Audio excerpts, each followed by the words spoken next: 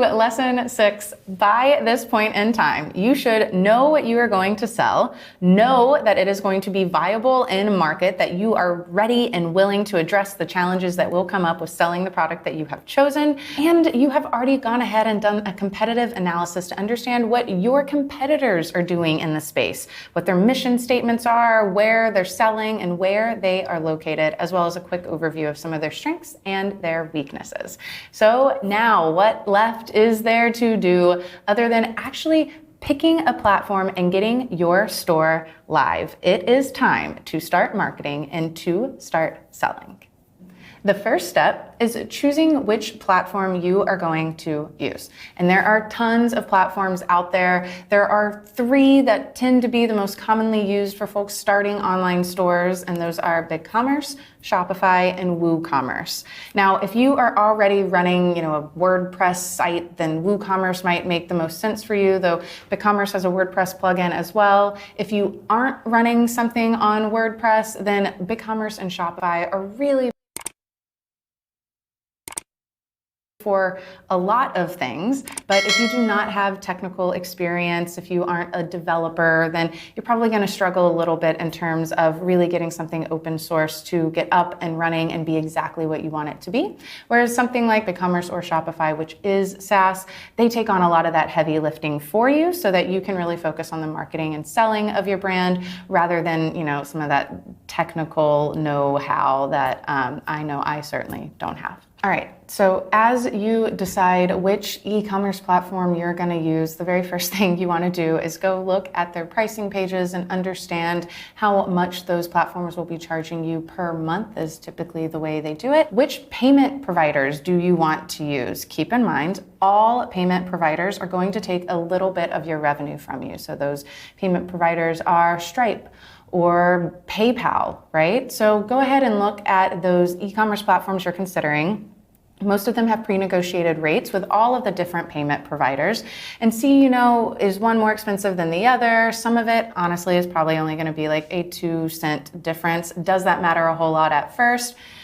Maybe, maybe not to you, right? So it all comes down to a personal decision there. After you look at the cost of each platform, next, you probably want to go ahead and take a look at the design capabilities and functionality of each platform, because when you have an e-commerce store, the way your site looks is really the first impression that you have on the folks landing there. So most e-commerce platforms have themes and templates ready-made and out of the box that you can go and download and launch. So definitely go test those out, put in some of your product images or whatever it is that you want and kind of get a feel for what their templating process is like. Once you have considered the cost of the platform and then actually trialed the platforms, tested out the design functionality, the ease of use on the back end, then you are ready to make a decision and launch your store.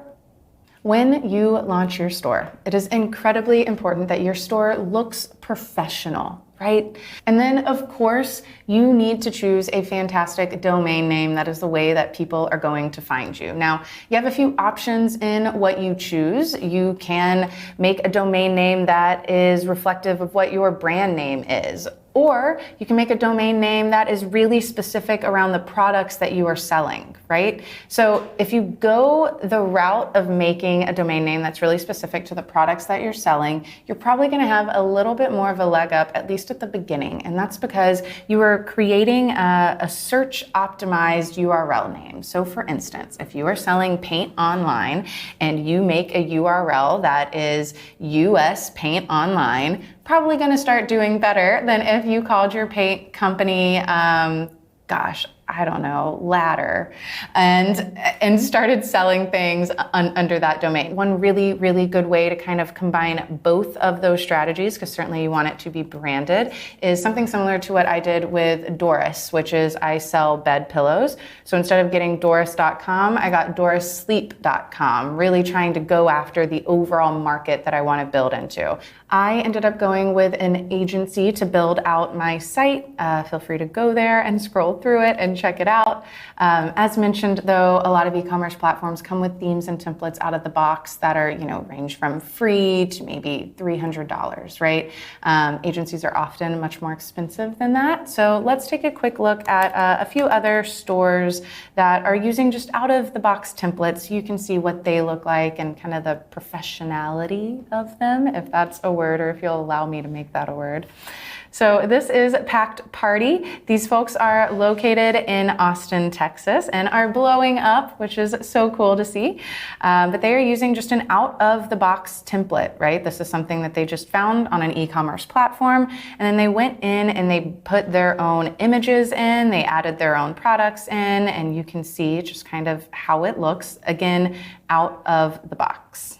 Another really great example is a brand called Spearmint Love. Now, I have been working with the fantastic folks over at Spearmint Love for a really long time, and when I first interviewed them, they were stoked because their brand was growing like crazy. They were hitting over $1 million in revenue, and they were using a free out-of-the-box template that they had put on their site from the moment that they launched, right? So to them, it was a real win because they had saved a bunch of money not having to use agencies.